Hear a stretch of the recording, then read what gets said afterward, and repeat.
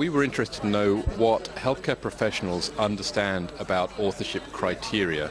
And so what we did is we ran a survey, an online survey through EPG Online, which is a resource center for healthcare professionals.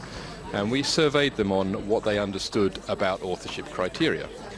And what we found was very interesting.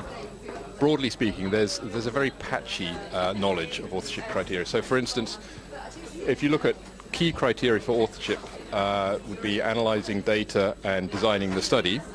Only around half of the respondents, we had 300 respondents, only around half of them would agree that both of those were criteria for authorship. And even more worrying, if you look at the general supervision of the research lab, which is clearly not a criteria for authorship, around 33% of the sample actually believed that was sufficient to merit authorship, which is a very worrying result. And what we also found was that we asked them whether they'd ever heard of good publications practice. And when we split the data according to whether they'd heard of good publications practice, we found it really didn't make any difference as to what they regarded as criteria for authorship. So knowledge of good publications practice does not reflect knowledge about authorship criteria.